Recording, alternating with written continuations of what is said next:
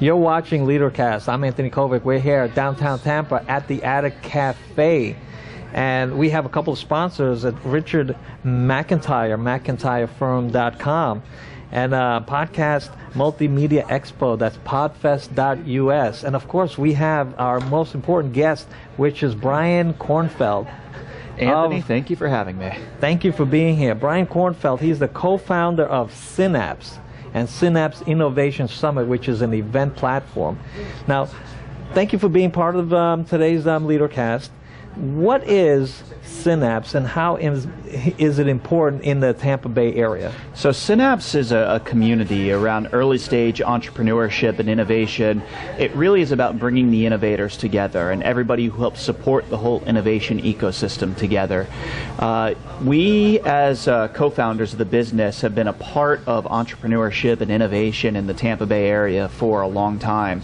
And I'm the young one of the three, so the other's been a little bit longer than me, but being a part of this ecosystem and watching other ecosystems really take off and wondering why the Tampa Bay region hasn't taken off in the same way. So we decided that as entrepreneurs, we don't just say, all right, there's a problem, we're going to deal with it, we're going to solve it, and we're going to solve it with a business. And so Synapse is a not-for-profit business that we have put together that can help solve a lot of the true problems of innovation and of the ecosystem in the Tampa Bay area.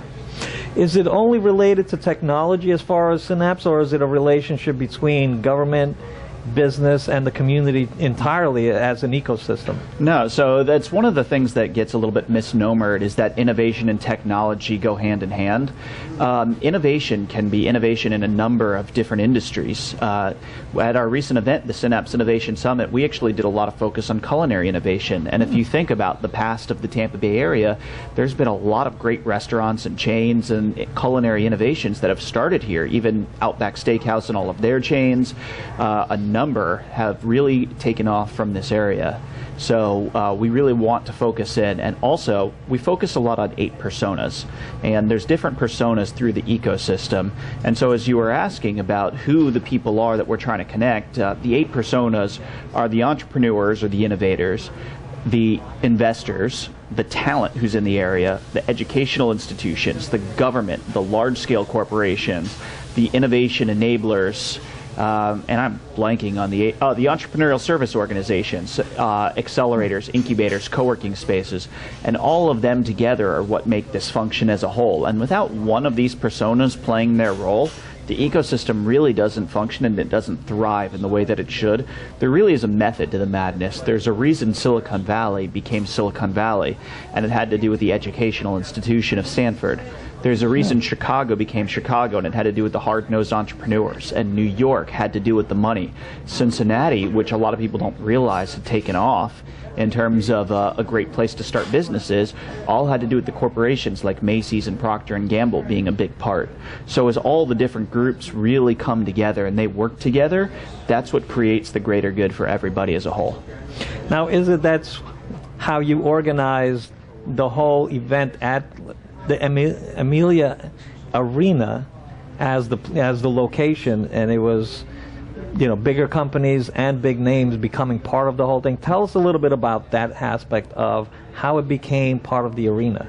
So it actually became into the arena through some interesting conversations that took place, and a lot had to do with the size. As we started talking to different people around the area and figuring out sponsors and number of attendees, there aren't as many places, and especially I'll call it some very fast planning as we started probably December 2017, January really, full-fledged planning that could hold the number of people that we expected to have, over 2,000. We ended up having almost 3,500 people come through the door, and to really put on that world-class event. The convention center was booked. Other spaces around here was 600 to 1,000 people, which would be a phenomenal event. Those events are amazing, but we just had bigger visions. We wanted something different. We wanted something that stood out. We wanted to think a little bit differently. I was talking with some people who put on an event over in Austria called Pioneers, and they do it at the Imperial Palace in Austria, and that had us starting to think like outside the box of it doesn't have to be in the same type of place. We're innovators ourselves, and innovation can happen in an event. And putting it at an arena had so many great perks, just besides the number of people that we could fit. The idea of people walking around and seeing 257 exhibiting companies in an oval and continually walking around and see more and more and more companies, and that circular feel brought a lot of energy.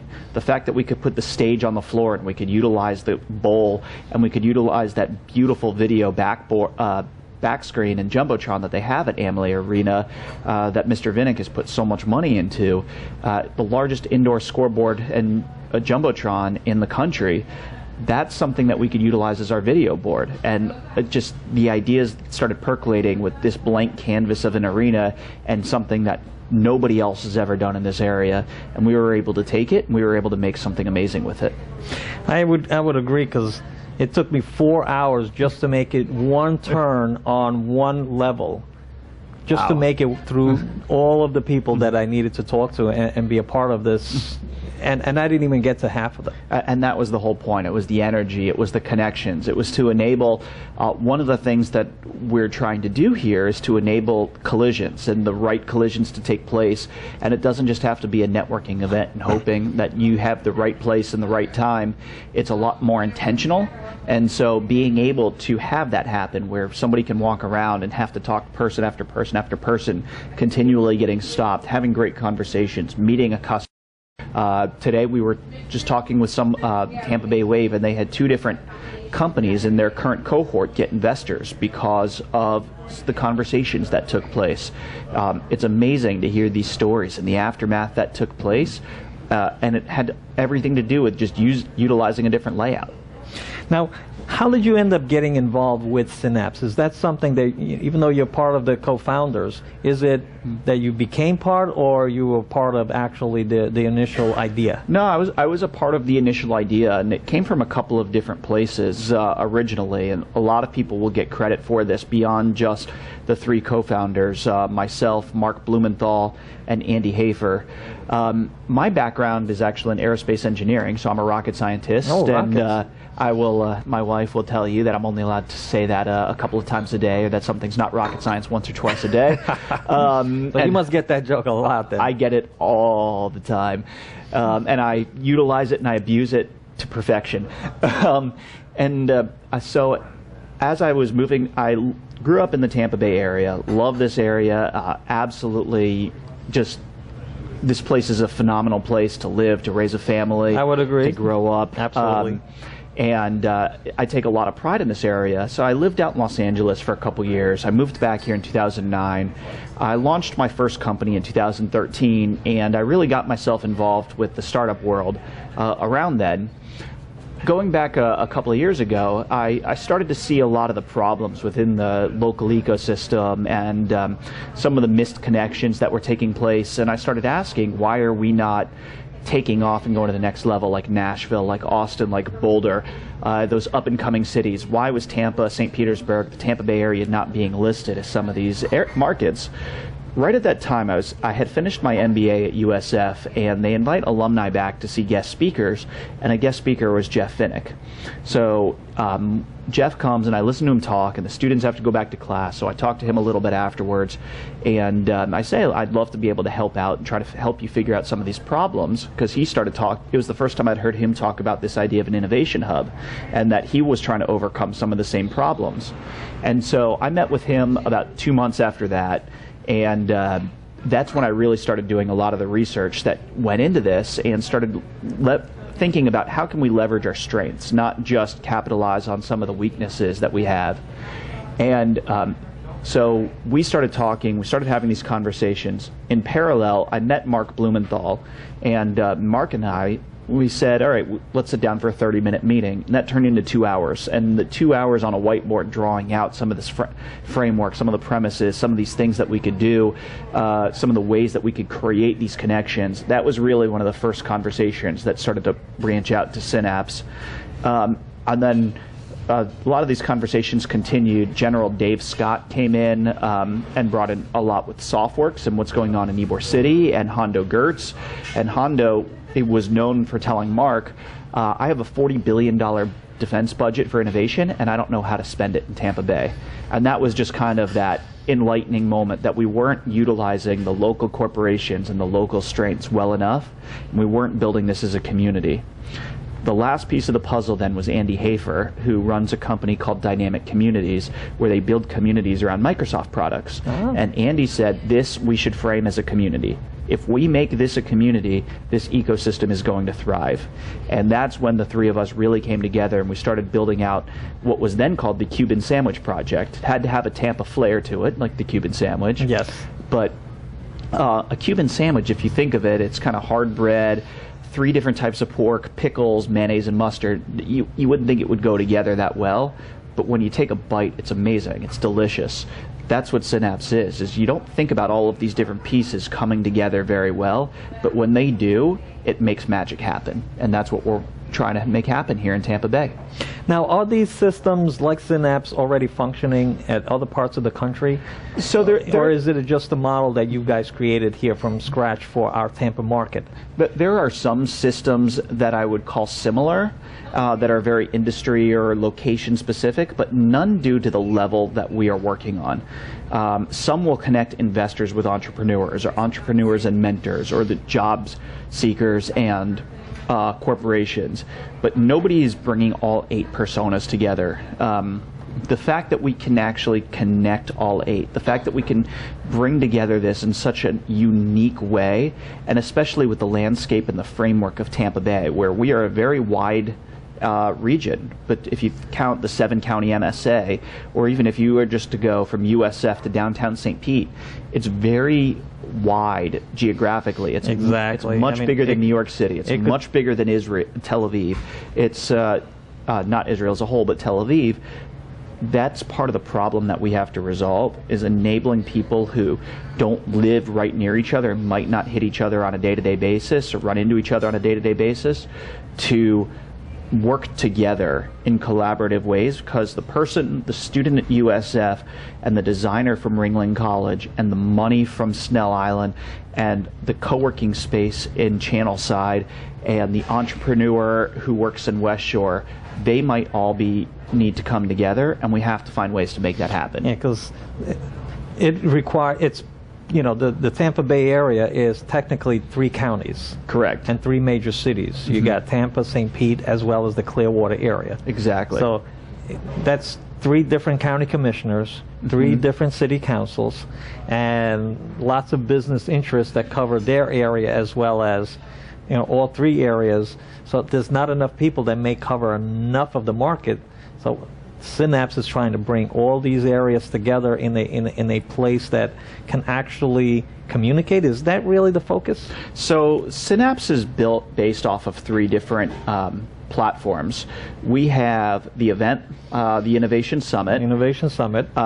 We have a coffee table book, which I'll get to in a little bit, and we have a web platform. The web platform and the web app, that's app.synapsefl.com, is really that day-to-day, the 24/7 communicative tool where people can connect with each other. They can learn about the cool things that are happening in the area that they might not have known about. They can educate, take some online courses. They can discuss in a forum. They can challenge themselves with innovation challenges and hackathons that are for prize money, and you can start to learn ways to fund your business different than just getting a venture capitalist.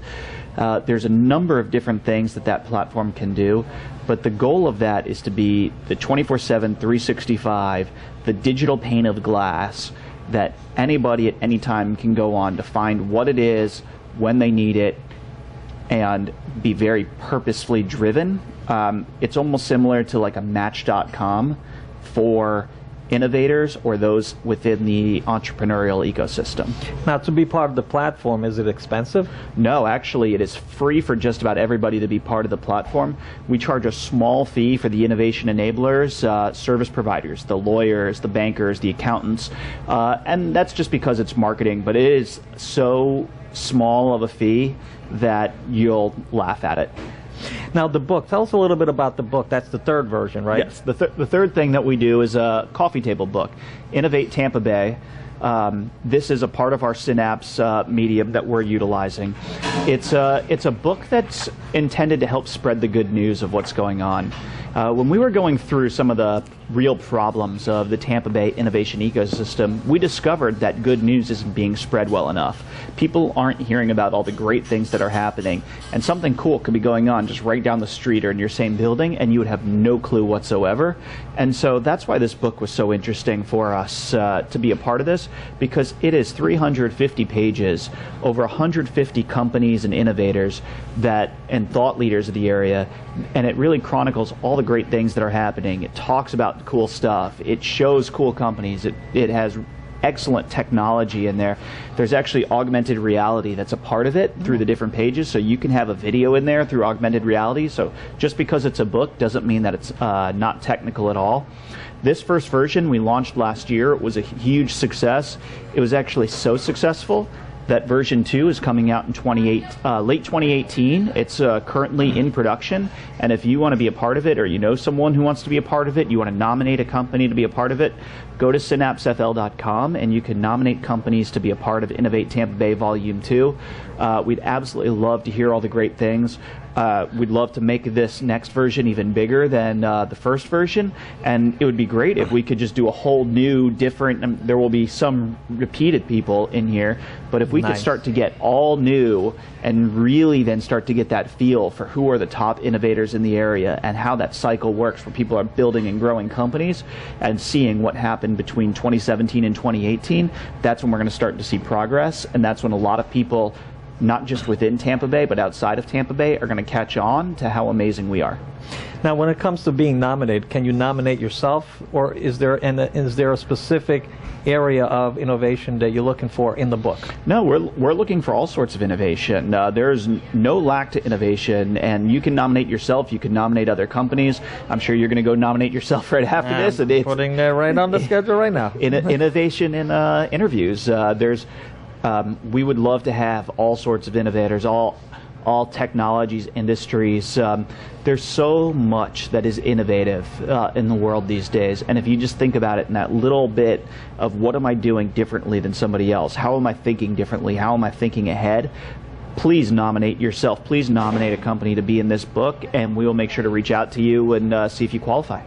So, you know, during the summit, I happened to be at the summit, and it was just amazing. The connections, the feel of the entire arena. You know, the arena is just amazingly well designed and so organized. You guys did a fantastic job. I've done hundreds and hundreds of seminars. I've been to every hotel, convention center. I produced all kinds of stuff in my seminar style productions, and the arena platform that you guys were in was just over the top, and you're going to be watching some of these clips that we're going to implement into the video of some of the areas that are part of the Synapse, so this way you can get a feel for it. What can people do to connect with Synapse that you would want them to connect to? So tell them, what do you want Synapse people to want to log on and connect with you for? So it really wouldn't be to connect with us, it's to connect with each other. Yes. We want this community to build and grow on top of each other, and we want to build these success stories. So if you want to hear about great things that are going on through some of our great news outlets, such as 83 Degrees, log and curated for you, not just at random. It's curated for who you are, what industries and technologies you're interested in. Log onto the platform. If you want to start to connect with other like-minded innovators, if you want to connect with investors, if you are an investor and you want to find not just any company but the right company, if you're a mentor and you want to find some new mentees, if you are a student and you want to find jobs within the early stage innovation ecosystem, that talent matching is a huge thing that has been missed here. A lot of people think there's not enough talent in this region. It's not that there's not enough talent, it's that the talent isn't able to connect to the right jobs. Arnie Bellini with ConnectWise is trying to hire a couple hundred people this year. He would love to get local people here, saves them money, not having to pay for relocation. But Tampa talent has very quality talent between what happens at USF, between Florida Poly over in Lakeland, USF St. Petersburg, University of Tampa, Ringling College has amazing web design, and even all the way up to Gainesville, University of Florida. It really should be a talent funnel and pipeline into this area. So connecting with other talent. And one of the big things, and one of the big differentiators that we're working on here with Synapse is the idea of this innovation challenge and the hackathons with the prize money. It's something that takes place in other markets. As we were doing our research, we noticed a couple of things. And one is the corporate engagement is lacking here.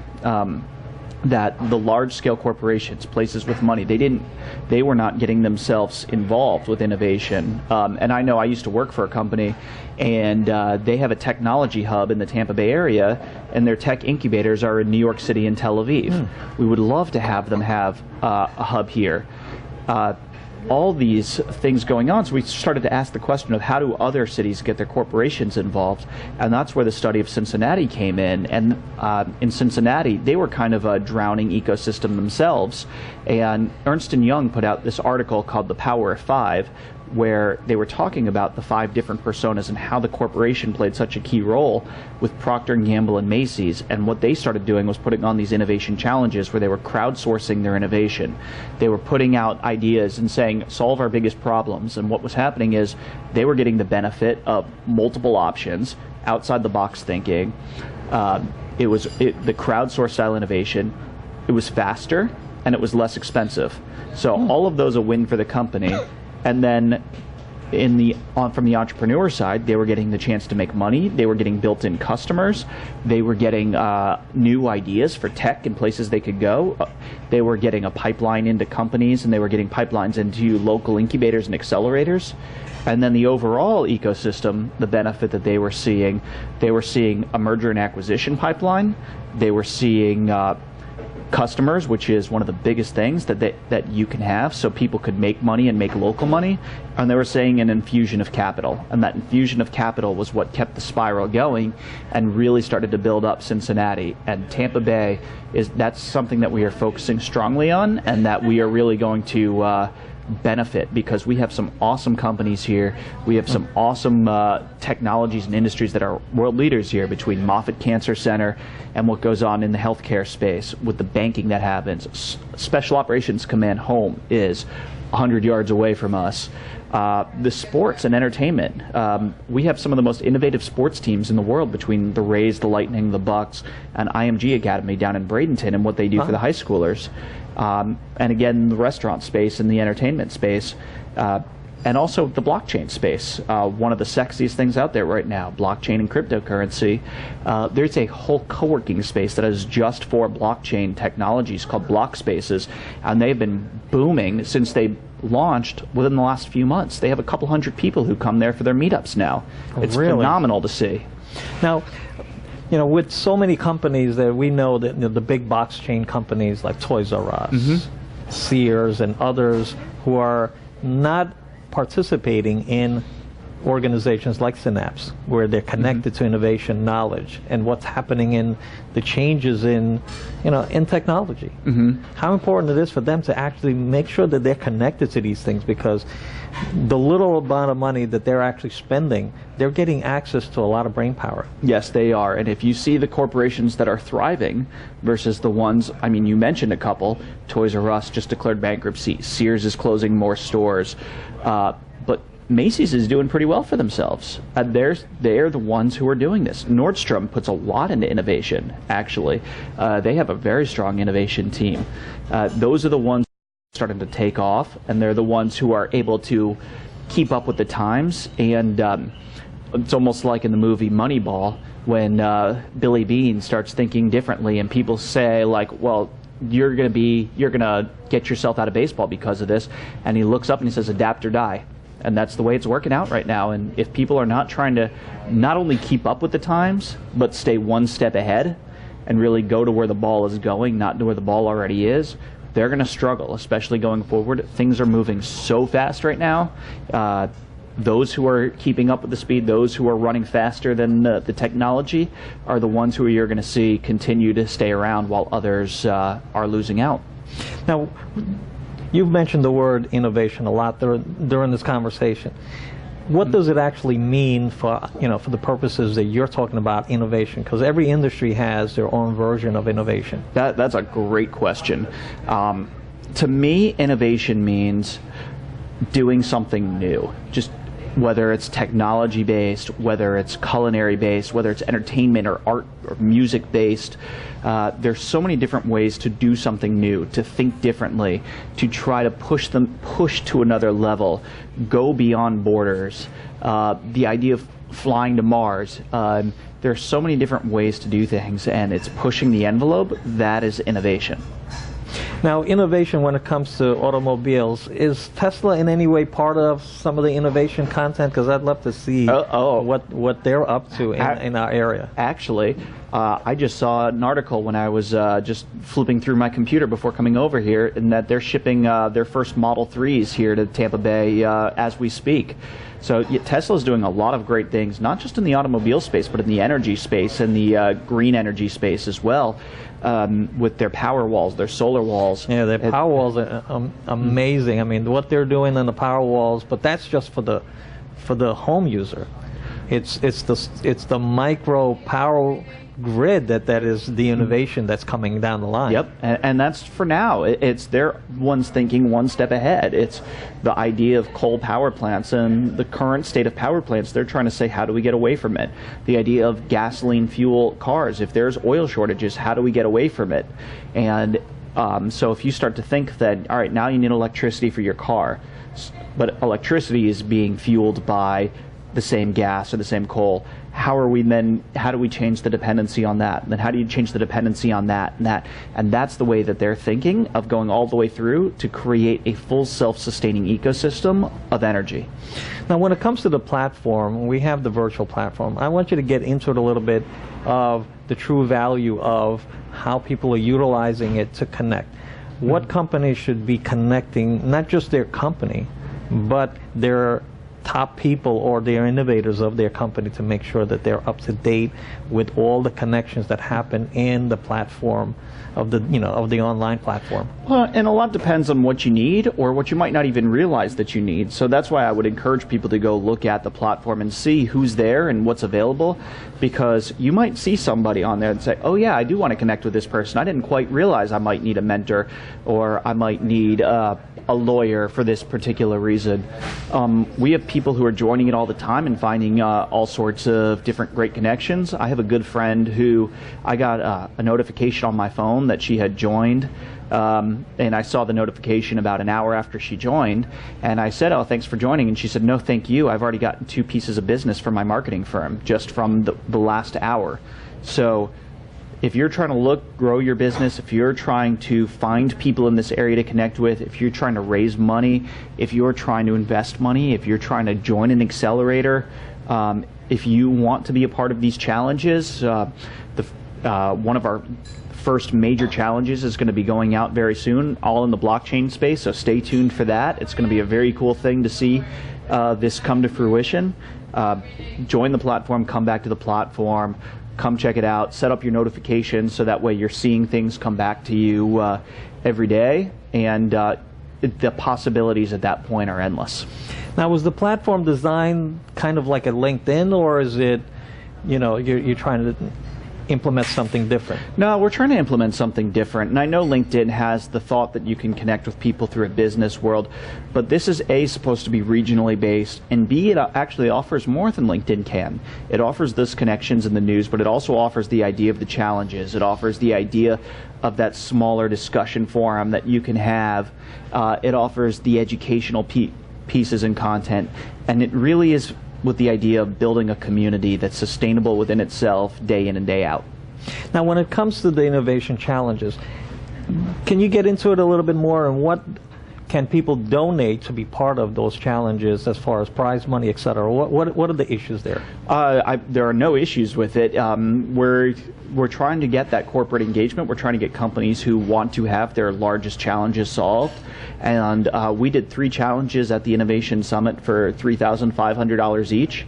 We had over 100 people sign up, and these were just over a 2-week span that these challenges took place. 3 very happy and successful winners. And the companies that put them on had a lot of different options to choose from, and they learned a lot of great lessons about themselves. One of them was a hackathon to do well for Metropolitan Ministries and to help out their systems, and somebody connected it into IBM's Watson. Like that was a little bit outside the box thinking of how you can then build AI to help with the space of the idea of Metropolitan Ministries and their causes for good with the food. These challenges really can drive a lot of success for the company. So if you have a big problem and you want to try to solve differently, you don't want to send 7 engineers at $150,000 a year to solve a problem, and you want to solve it for $5,000, $10,000, $15,000, $2,500, give it a shot. See what happens. In the end of the day, it's going to be a low cost. It's going to be, especially comparatively to what you can charge, or what charges would be up against you, it's going to be a fast timeline. Those options are going to be there. You get to keep the intellectual property.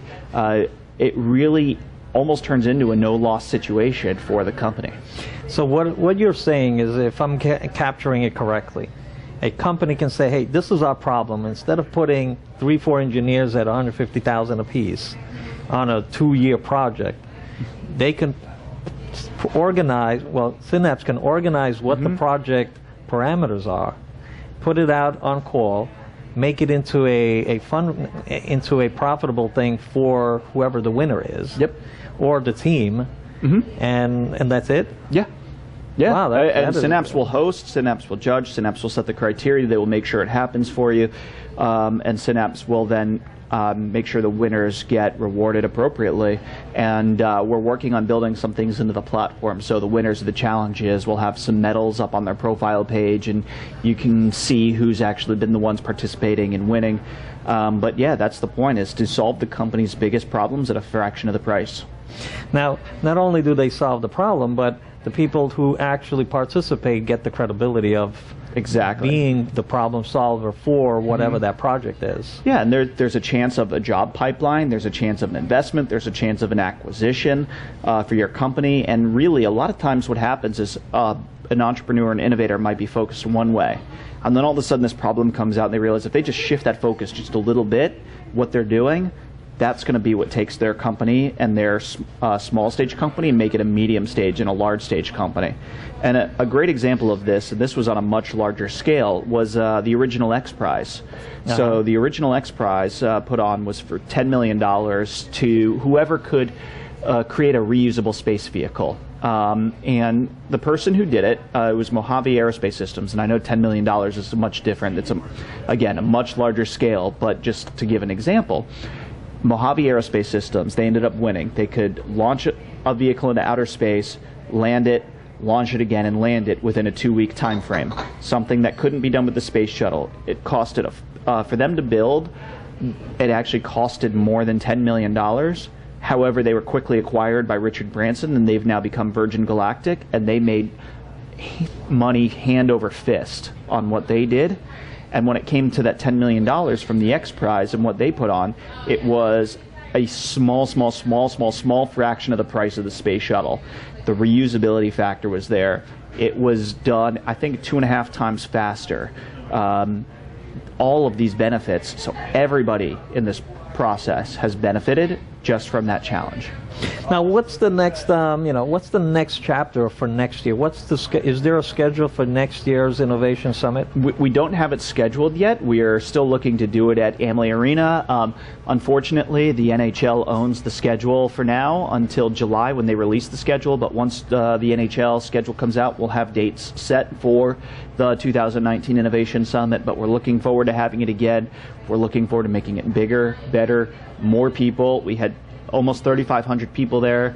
We had 257 exhibiting tables this year. We're looking to have a lot more, 400 or 500. We'd love to have more stage companies, more early companies, more startups, really cool tech for people to walk around and see. There's so many different things that we can do, and this year we only use 2 levels. Maybe next year we use 3 or 4 levels of the arena, and we make it an amazing event. and we're really looking forward to when we can actually get that on the calendar. But planning is already underway for 2019, even if we don't have dates. Now, are you guys registering people for next year's schedule at this point? Not yet. We're going to start registrations, whether it's for attendees or for sponsors, exhibitors, probably in the next coming weeks, for sponsor speakers, and then the next, probably the July-August timeframe for attendees. So what do you think is holding Tampa Bay back from being the Innovation Hub Summit, hub location? There's a couple of things. One is in the past, there was a lot of people who were trying to solve the same problems, but in different ways. And we are trying to help organize that and trying to help everybody solve the problems all in the same way. And these problems, a lot of people perceive the problems to be not enough money, not enough talent, not enough customers, but neither of those three really are true. There's plenty of money, just drive around Harbor Island, drive around Bayshore over in Clearwater. I mean, this is the retirement capital of the country. I mean, there's lots of people with lots of money here. How do we get those people involved? Well, that's the true problem, is the engagement, making them come out of retirement and become investors or become mentors, or get involved with the corporations, get the corporations there. The talent, it's about connecting the people up at USF to the talent in downtown Tampa, or the people in St. Petersburg to Tampa. And the customers, like we went through earlier with the different industries, there's a lot of great customers here, and it's about leveraging those existing customers who are here rather than trying to go after small one-offs, and leveraging those really big industries that make this area grow. And if we can start to think about it in those lights, and we start to really build on this infrastructure that is here, all the raw ingredients are here. It's all here. It's all present. It's all ready for us to take this on. It's just about working together, and that's the thing that Synapse does. And again, as a not-for-profit, we're not trying to make money on this. We're doing our best just to break even. We like to say a lot, the rising tide lifts all boats. We just want to be that tide, and we want all the boats to be the benefit. Now, when it comes to Synapse being the Tampa Bay area, because this is where it's located, on the website they have other areas like Miami, Orlando. How is that connecting with the other areas of Synapse? Well, so we don't want to exclude other people through the state of Florida. Our URL is synapsefl.com. We think that the state of Florida in itself could be that great ecosystem, but we want to start it here with Tampa Bay. We really want to build up Tampa Bay. We really want to see this area thrive first. So this is where we're putting our focus, our marketing, our concentration, and seeing what happens there. And then we're pulling in from the other regions the resources that are necessary to help build and grow to another level. If there's an innovation challenger out of Miami, we're not going to argue. If there's an investor out of Naples, we're not going to argue. If there's a great talent coming out of Gainesville and UF, we're not going to argue. We want it all to really come together. And if you think about it in that way with those lights, where's the geographic center of that all? Tampa Bay. I mean, we're on the West Coast, but pretty much in the center of the state. So exactly. Almost all areas of the state of Florida can definitely connect very, very quickly from all parts of the state. And there are plenty of areas like St. Pete, Clearwater Beach. The Tampa Bay has plenty of hotel space. Exactly, and with more coming. We're getting our first 5-star hotel with the addition that was recently announced in the Water Street project. New JW Marriott has now broken ground, also a part of the Water Street project. So we're getting some really great top-notch hotels, places here. It's going to be a great place. Downtown Tampa is building itself up in a live-work-play style environment. It's been one of the things that's been missing, is really thriving downtown. And if the Rays move into Ybor City and it starts to then connect downtown Tampa and Ybor City, now we have a really, really nice centralized hub for everybody. Well, here in Tampa, in the city, as well as the county, there is a discussion around transportation. My recommendation is to put a challenge out for Synapse to do a transportation overview and come up with solutions, rather than politicians arguing over whether it's rail, light, heavy, whatever, whether it's buses, gas, turbine, electric. all of these things can be organized in a way where maybe Synapse should be the platform that this gets solved. We would love it. And we agree that there are problems with transportation. And actually at our event, the last two speakers were the Southeast Regional GM of Uber, talking about the future of mobility. That's right, yes. And Dirk Alborn, the CEO of Hyperloop Technologies, talking about how they innovate with their crowdstorming methodologies, and also that what Hyperloop is and what it means for the world and how fast travel can take place. Imagine being able to get from Tampa to Miami in half an hour or less, getting across the country in just a couple hours by train, not by airplane. It's amazing some of the things that people are starting to think about in terms of transportation, and it's not necessarily the people who are working through the government. Nothing against the government. They're doing great things, and I know they're all working. They all want the solution. They all want to have something to help solve our problems. But open up those doors. Try to see who else is out there that might be thinking of a way to do this that's completely outside the box and that might click, work, be affordable, work for the taxpayers, and make everybody happy. There are those opportunities for the win-win-win situation. Yeah, I mean, Hyperloop, we tried, myself and one of my associates did contact Elon Musk regarding the Hyperloop program. The state of Florida, in my opinion, is the premier location for that technology, because we are a coastal state.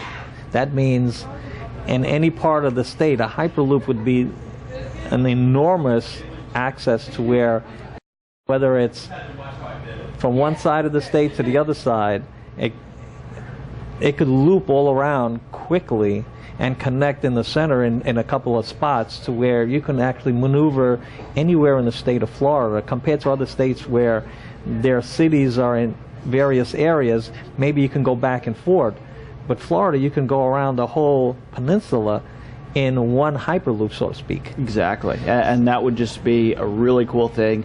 Be able to connect Tampa and Jacksonville, the Panhandle, have that be one big Hyperloop, like you're almost saying, around the state of Florida, and be able to get around with that level of transportation. I don't see why we wouldn't want to do it. The coast. I mean, just around the coastline. Just imagine being anywhere around the coast of the state of Florida, connecting it to, whether it's, let's say, Atlanta and other states, but just be able to fly into a central hub like Orlando, Tampa International, and leave your car there for a month, and be able to Hyperloop your way around the state without having to drive in most places. Exactly. That would be an insanity of a opportunity, but that's a whole other discussion.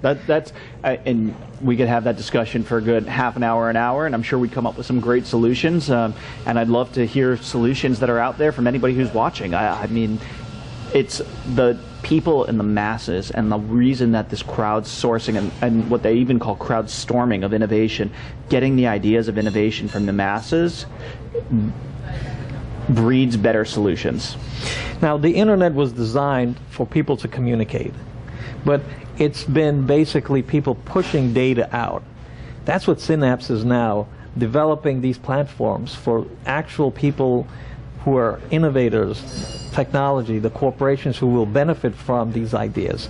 Is that the main focus, is bringing those communities that are virtually connected without being connected physically, you becoming the physical connector to these platforms, and having these innovation summits, the ability to do challenges, and bringing the people, the technology, and the companies with the money at the same location. Exactly. Whether it's the same location virtually, the same location in person in an event, the same location in a book, that's how the community builds, and that's how the community will keep going round and round in circles and continue to help each other. And that's what we really want to see, is everybody helping each other. And when everybody starts to do that, Tampa Bay is going to start to be listed as the top place for innovation in the country. Now, when is the book? When's the deadline for the book? The deadline for the book, I believe, is in the next few months. Probably the July-August timeframe we'll stop production. But don't miss out. Get in early, because if we do sell out of space before then we will be out of space. And it's not sell out of space, it's run out of space. If we run out of space in the book before then, that's what it's going to be. We can't have a book that's impossible for anybody to carry around. We got to make it somewhat realistic. You don't want the book to break the coffee table. Exactly. we want it to be a great thought on the coffee table. We want it to be a discussion piece. We almost want it to be a distractor. When we met with Bob Buckhorn and we gave him one of these books, all of a sudden the conversation kind of died back a little because he was so interested in this book and learning about all the cool stuff in Tampa Bay that he didn't even know about. That to me was a success story right there. Now tell us about, let's say, the city or the county of Hillsborough. How were they involved in Synapse? I mean, Buckhorn was one of the speakers at Synapse Innovation Summit. And as was Rick Kreisman from St. Petersburg, so we wanted to make sure to have representation from both sides of the bay. Jeff Brandis was involved, Sandy Merman was involved. The government's involvement is to support the ecosystem, to help challenge the innovators to be a part of the ecosystem, to enable these entrepreneurs and these innovators to work towards building their company and their dreams, because that really is an economic development model. As these people start to build bigger companies and these people start to make more and more money, it just feeds right back into the county. Now, when it comes to innovations or challenges, has any other city, the counties, whether it's St. Pete, Hillsborough, Pinellas, have they come up with any challenges for Synapse to actually solve for their individual area? They have not yet, but we would absolutely love it if they wanted to. I think it would be a great idea. Transportation, that's the big argument. In all three areas, transportation is a biggest issue. Why? Because we're a driving state. We're a spread out state. We don't have railroads. We can't dig tunnels because you'll need a submarine. You know what I'm saying? Because we have a very low, high water table compared to where in some places they can dig.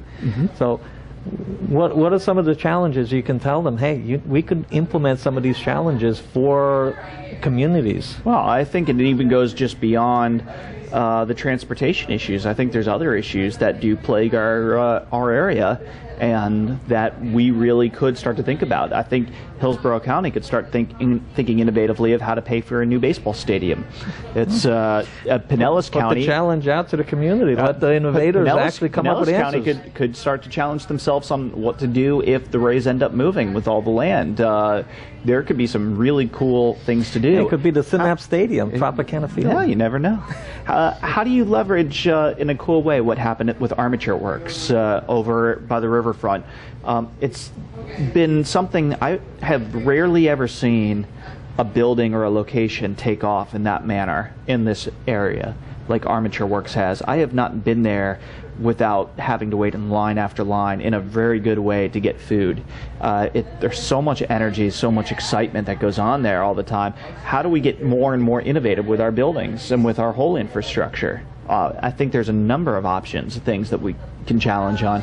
And like I said, innovation does not just have to be tech. It doesn't have to be somebody sitting at a computer screen and programming. There's no end in ways that we can innovate. Very good. Is there anything, Brian, that we should really know about Synapse that we didn't cover? No, I think we covered a lot. How long have we been going? Almost an hour. Almost an hour. Synapse, again, remember, this is a not-for-profit. If you do want to get involved, if you do want to help out, we're always looking for great people to give feedback on the platform. We're always looking for people who can help us volunteer to put on these great events. We had a great team. I have to thank the team a ton for all that they did for the first Innovation Summit, and more is going to be up and coming. Stay excited, stay involved, join the mailing list, go to synapsefl.com, nominate yourself or somebody for volume 2 of the book, and be on the lookout, because there's a lot more cool things that are going to be coming up later on in 2018 and coming into the Synapse Innovation Summit 2019. Well, that's pretty much the end of the show. Brian, I really thank you very much for taking the time to talk to us here at Thank you. I appreciate Leadercast. Brian Kornfeld, co-founder of Synapse Innovation Summit, and 2019 is coming, and preparations are being made, and you need to be a part of it. I'm Anthony Kovic with Leadercast. We'll see you next Friday.